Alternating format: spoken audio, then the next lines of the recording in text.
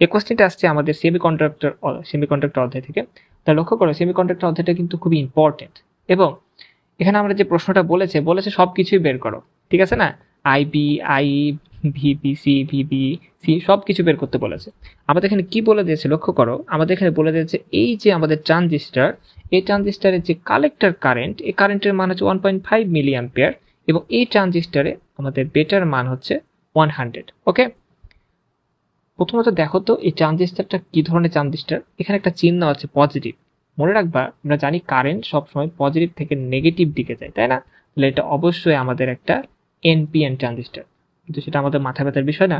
আমাদের এখানে বেশ কয়েকটা জিনিস বের করতে বলেছে, তো চলো আমরা সেগুলো একে একে বের করে ফেলি। প্রথমত আমরা সবাই জানি বেটা ইজ ইকুয়াল টু হচ্ছে আইসি বাই আইবি। লক্ষ্য করো তো আমাদের এখানে আইসি এর মান দিয়ে দিয়েছে না, তাহলে আমরা এখান থেকে আইবি এর মান বের করতে পারবো কিনা? অবশ্যই। তাহলে আইবি এর মান এখানে কত হবে? 0.015 মিলি অ্যাম্পিয়ার। দেখো আমরা কিন্তু একটা অ্যান্সার করে ফেলেছি, ইয়েস। চলো পরেরটাতে যাই। আইই অর্থাৎ emitter current, emitter current equal তো আমরা সবাই জানি যে কালেক্টর কারেন্ট এবং বেজ কারেন্টকে যদি আমরা যোগ করি তাহলে যেটা পাই সেটা হচ্ছে আমাদের ইমিটার কারেন্ট। তাহলে আমাদের ইমিটারের কারেন্ট হচ্ছে 1.515 মিলি অ্যাম্পিয়ার। চলো আমাদের পরবর্তী প্রশ্ন কি বলেছে। পরবর্তী প্রশ্ন বলেছে এই সকল বিষয়গুলো বিভব পার্থক্য নির্ণয় করো। প্রথমে এই বিভবটা নির্ণয় করার জন্য আমরা প্রথমে ভি সি এর মানটা আমরা বের করব। বুঝতে পারছো? ভিসি এর মানে কি? আমাদের কালেক্টর এবং ইমিটার এই দুইটার মাঝে যে পার্থক্য, বিভব পার্থক্য, সেটা আমরা আগে বের করব। সেটা বের করার আগে তোমাদের একটা কোশ্চিন মাথায় এখন নিশ্চয়ই ঘোরাফেরা করছে, সেটা হচ্ছে ভাইয়া এই জিনিসটা তো কিছুই বুঝলাম না, এখানে ব্যাটারি তো ভাই এখানে একটা থাকে, আরেকটা ব্যাটারি এখানে থাকে, এখানে তো একটা ব্যাটারি, কাজ করছে কেমনে? লক্ষ্য করো এখানে আমাদের পজিটিভ সোর্স এবং এটা হচ্ছে আমাদের গ্রাউন্ড, ঠিক আছে? এটা পজিটিভ মানে এটাও পজিটিভ। এই যে আমাদের বেজ, এই বেজে কিন্তু একটা ব্যাটারি কাজ করছে। লক্ষ্য করো এটা একটা সার্কিট, ঠিক আছে? তাহলে এখানকার সার্কিটটা তো কিন্তু পূরণ হয়ে যাচ্ছে এখানে। আবার একইভাবে আমাদের যে কালেক্টরে আরেকটা সার্কিট থাকে ব্যাটারির মধ্যে দিয়ে, সেটা কিন্তু পূর্ণ। এখানে কোনো সার্কিট কিন্তু খোলা নাই, দুটাই কিন্তু পূর্ণ আছে, ঠিক আছে? তো এখন যখন আমরা কালেক্টর এবং ইমিটারের মধ্যবর্তী বিভব পার্থক্য নির্ণয় করতে চাইব, এই যে বিভব পার্থক্যটা, সেক্ষেত্রে আমাদের এই যে সার্কিটটা এটা কিন্তু লাগবে। হ্যাঁ, আমরা এটাকে এভাবে কল্পনা করতে পারি, ঠিক আছে? তো আমরা যেখানে ওখানে কারশফের যে সূত্রগুলো ইউজ করেছিলাম আমাদের আগের প্রশ্নটাতে, ঠিক একইভাবে আমরা এখানে দেখবো যে আমাদের বিভবে কিরকম পতন হচ্ছে বা কি পরিমাণ বিভব আমরা অর্জন করতে পারছি।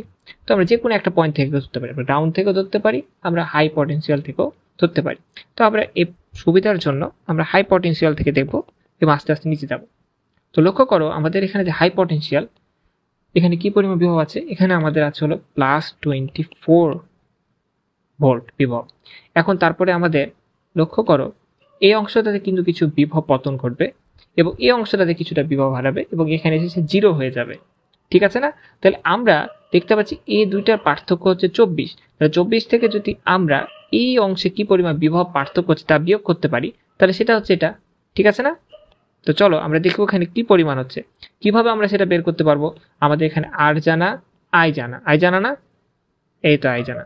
তো চলো আমরা এখন বের করে ফেলি।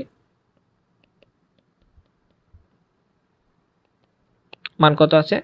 16.95 ভোল্ট। তাহলে ভি সি এর মান কিন্তু আমরা বের করে ফেলেছি। আমাদের পরবর্তী কোশ্চেনে কি আছে দেখো তো, ভিবি আছে, ভিবি সি আছে, ভি সি আছে। তো আমরা এখন ভিবিইটা বের করব। তোমরা বলবা যে ভাই এটা কি করলেন আপনি এটা করেন। ভাই এটা কেমনে করব? দেখো তো এখানে কি কোনো ব্যাটারি আছে?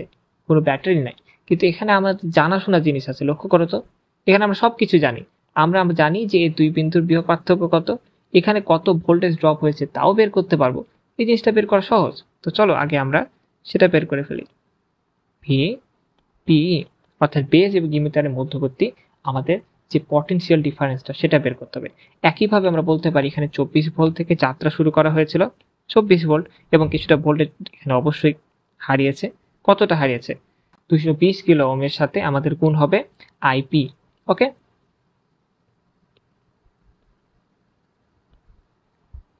ক্যালকুলেশন করে আমরা যেটা পাই সেটা হচ্ছে 20.7 ভোল্ট। ওকে, রাইট। এখন আমাদের বের করতে হবে বি এবং সি অর্থাৎ বেজ এবং কালেক্টরের মধ্যে বিভব পার্থক্য কত। তো আমরা এখানে যে কাজটা করব সেটা হচ্ছে এটা, যে আমরা এখানে ভিইসি থেকে ভিইবি বিয়োগ করব।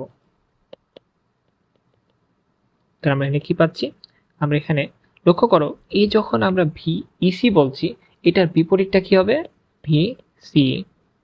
একইভাবে ভিইবি এর বিপরীতটা কি হবে, ভিবিই। ঠিক আছে, আমাদের কিন্তু সেটা লাগবে, তাই না? এখন আমরা যদি মানগুলো বসিয়ে দিই, অ্যান্সার হিসেবে আমরা কি পাচ্ছি, 3.7 ভোল্ট অ্যান্সার। লক্ষ্য করো আমাদের প্রশ্নে যে প্রশ্নগুলো করেছিল, যে জিনিসগুলো মান জানতে চেয়েছিল, সবগুলো কিন্তু আমরা বের করে ফেলেছি।